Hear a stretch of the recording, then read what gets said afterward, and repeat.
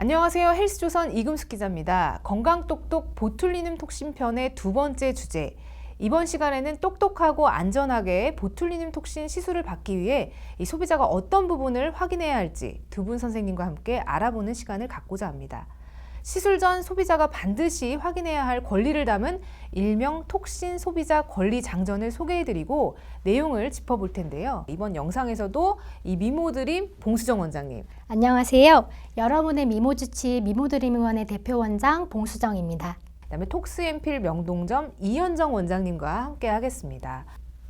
안녕하세요. 보툴리눔 톡신 시술을 전문적으로 하고 있는 톡스앰필 의원 명동점의 대표원장 이현정입니다. 예, 이름이 좀 어려운데 톡신 소비자 권리 장전 어떤 것이 좀 소개 좀 부탁드리겠습니다. 톡신 소비자 권리 장전이란 말 그대로 안전한 톡신 시술을 위해서 소비자가 반드시 사전에 확인해야 할 사항을 담은 내용입니다. 안전하고 지속 가능한 보툴리눔 톡신 생활을 위해 내성분 캠페인의 일환으로 소비자가 톡신 시술을 함에 있어서 자신이 알아야 할 권리를 지켜내는 올바른 정보를 얻도록 돕기 위해서 제작이 되었는데요. 이를 통해서 소비자의 인식뿐만 아니라 전문가 역시 톡신의 구체적인 정보 제공에 대한 의무인식을 확대할 수 있도록 노력을 해서 더 건강한 에스테틱 시장 환경이 될 수 있도록 노력할 예정입니다. 네, 이 톡신 소비자 권리 장전 뭔지 좀 구체적으로 한번 제가 말씀드려보겠습니다. 이 톡신 소비자 권리 장전, 첫째, 내가 맞는 톡신 제품의 성분과 안전성을 확인한다. 둘째, 내가 맞는 톡신 제품의 내성 발생 가능성을 확인한다. 셋째, 내가 맞는 톡신 제품의 안전하고 지속 가능한 시술 주기를 확인한다. 네, 두 분 원장님이 이 내성분 캠페인에 참여를 해서 이 톡신 소비자 권리 장전을 좀 알리게 된 이유가 있을까요? 네. 내성분 캠페인에서 전달하고자 하는 톡신 안전성 메시지에 공감하기 때문에 이렇게 참여하게 되었습니다. 네.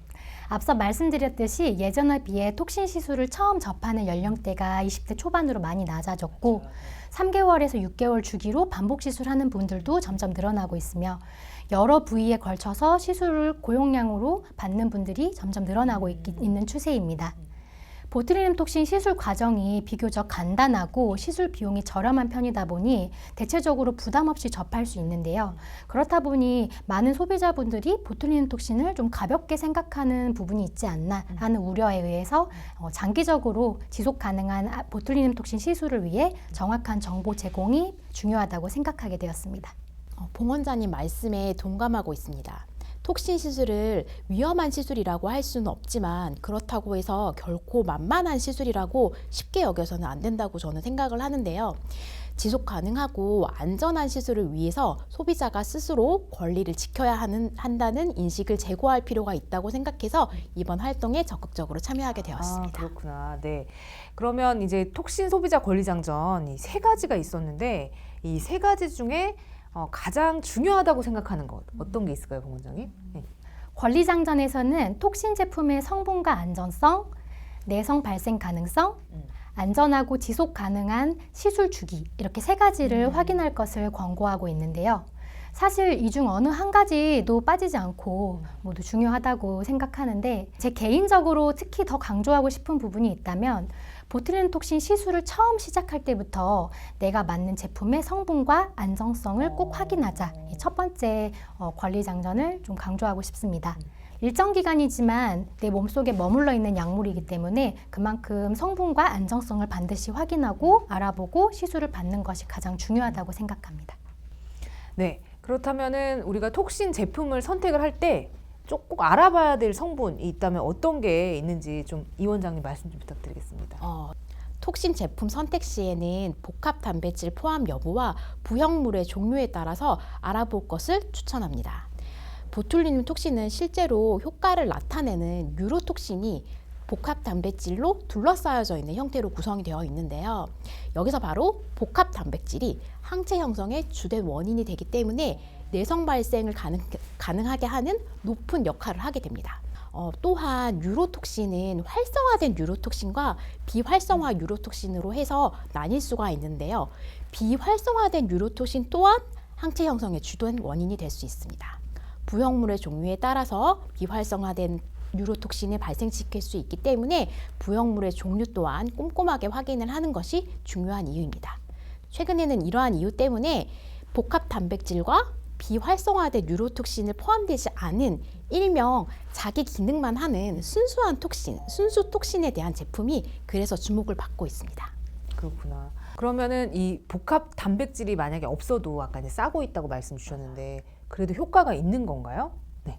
네, 2021년 2월 프론티어 인 뉴럴로지에 게재된 한 논문에 따르면 복합 단백질이 포함된 일반 보툴리눔 톡신으로 치료했을 때 치료 효과가 좋지 않았던 환자들을 대상으로 활성화 뉴로톡신만으로 이루어진 순수 톡신을 12주 간격으로 200유닛씩 총 4회 반복 시술을 하였을 때 그 효과와 향체 증가 여부를 확인을 했는 결과 치료 효과는 지속적으로 높게 유지가 되었고 항체 수치에는 크게 변화가 없었음을 확인했습니다.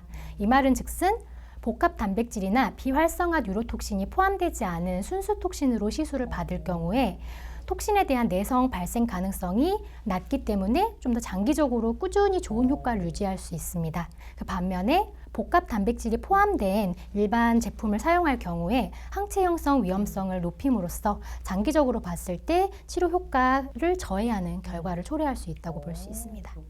같은 보툴리눔 톡신이라고 해도 제품에 따라 내성 발생 가능성, 안전성이 다를 수 있네요. 오늘 영상을 보신 시청자분들은 꼭 보툴리눔 톡신 시술 전에 이 톡신 소비자 권리장전에 있는 이 톡신 제품의 안전성과 내성 발생 가능성, 또 안전하고 지속 가능한 시술 주기를 확인해서 안전하고 똑똑하게 오래오래 아름다움을 유지하시기 바랍니다. 그럼 다음 편에도 이어서 이 톡신 소비자 권리장전 내용에 대해서 좀 더 자세히 다뤄보면서 이 건강똑똑 보툴리눔 톡신 편을 마무리하고자 합니다. 그럼 마지막 편에서 뵙겠습니다. 감사합니다.